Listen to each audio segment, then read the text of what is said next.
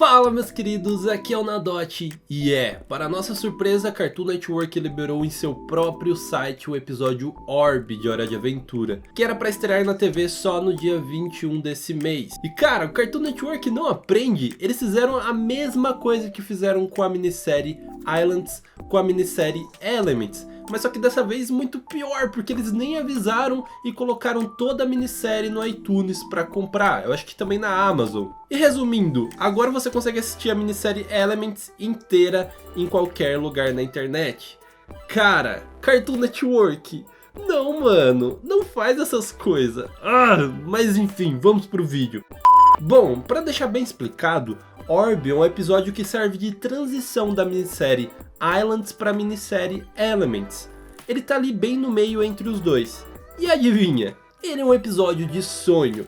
Hora de Aventura já é uma coisa muito nonsense muitas vezes.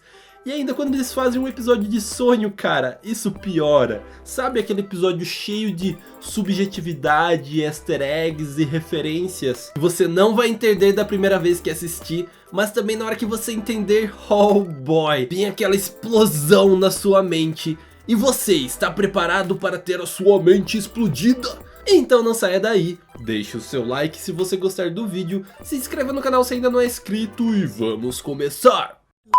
O episódio começa com Finn, Jake e Bimo no barco que usaram para voltar a U, após as suas aventuras nas Ilhas dos Humanos, que demorou mais ou menos ali uns 3 meses. E eles estão indo dormir empanturrados de bananas que estão espalhadas por todo o barco, a Banana Boat.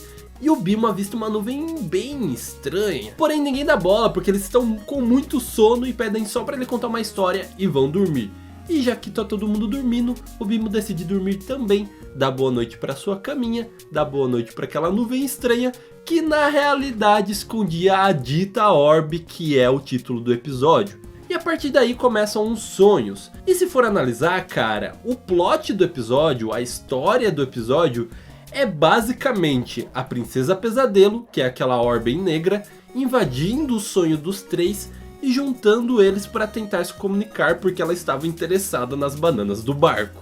É basicamente isso. Mas os sonhos em si são cheios de significados difíceis de entender. E após rever bastante o episódio, eu resolvi trazer uma análise mais profunda dele. Eu percebi que o episódio começa a fazer mais sentido, que os sonhos começam a fazer mais sentido, se você separar o inconsciente de cada personagem e depois juntar com o da Princesa Pesadelo. Separando assim o que é sonho normal de cada um, o que acontece quando a princesa interfere e os possíveis presságios que os sonhos trazem, como a volta do Lich, talvez?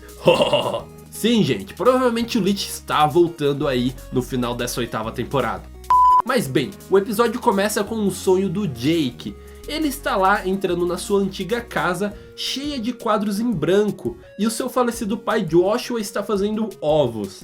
A animação usa uma brincadeira muito legal de mudanças de cenário, desaparecimentos de objeto do nada, que dão muito essa sensação do que é um sonho, que é tudo meio aleatório, mas só que ao mesmo tempo segue uma linha de narração contínua, sabe?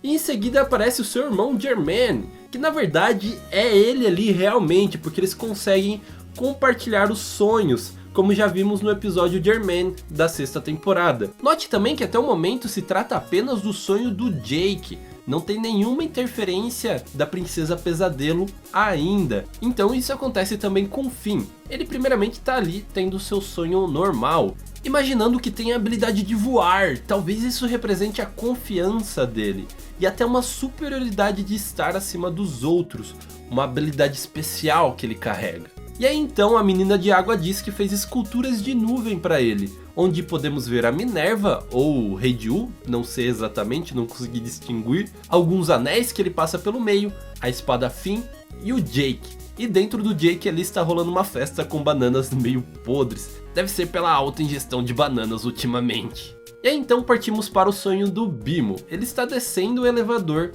para dentro do que parece ser a Mo Company. E ele é recepcionado por um Simo, que o chama de diretor, e diz que ele precisa de seus acessórios. Daí pula já pra cena com ele, com suas vestimentas de diretor, junto com uma plateia de comidas. What the fuck? E ele está ali assistindo uma peça de Simos interpretando o Finn e o Jake. Isso faz bastante sentido, porque o Bimo sempre tá ali projetando relacionamentos, e é uma coisa que a gente espera dele. Daí então a Orb finalmente se aproxima dos três para criar essa comunicação, e aí começa o segundo ato, entre aspas. E a partir daí os sonhos deles começam a ficar mais estranhos, e a gente consegue perceber que cada parte dela se manifesta em um dos sonhos. A asa de morcego dela se manifesta nos sonhos do Jake, a nuvem com o olho se manifesta no sonho do Finn, e o vestido vermelho nos sonhos do Bimo. E quando ela entra na mente deles, eu notei duas mudanças principais. A manifestação dos medos dos personagens, como o Jake de envelhecer, o Finn com suas limitações, não conseguindo mais voar, não conseguindo mais ajudar as pessoas, e o Bimo com o medo que ele tem do Amo, não sei. E também notei uma espécie de presságio dos acontecimentos dos elementais em Yu, como o símbolo que o Joshua faz no chão para eles cavarem, é o mesmo símbolo dos elementais que a Patience já havia usado. Os campos do sonho do Finn, que ele tá ali junto com a princesa Jujuba, tem umas veias de doce rosa, simbolizando essa coisa da princesa Jujuba e tal. Só o sonho do Bimo nessa segunda parte que eu não encontrei algo relacionado aos elementais.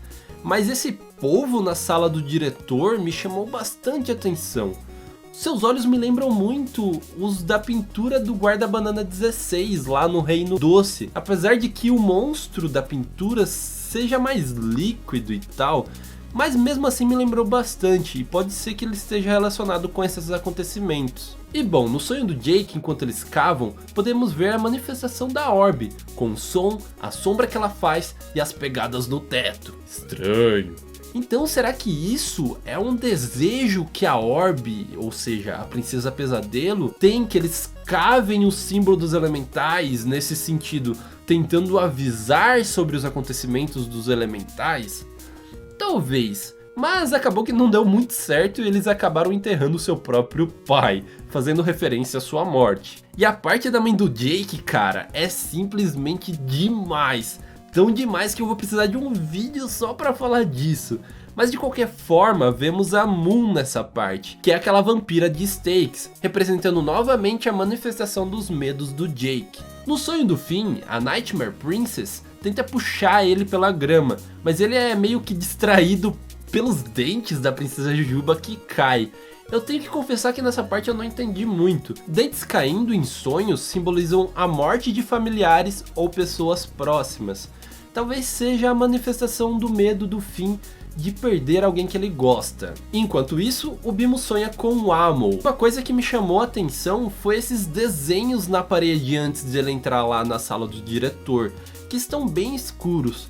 Mas se clarearmos, podemos ver o Mo, que ele está sendo engolido por essas raízes, me fazendo lembrar do Fern, ou do próprio demônio de grama em si.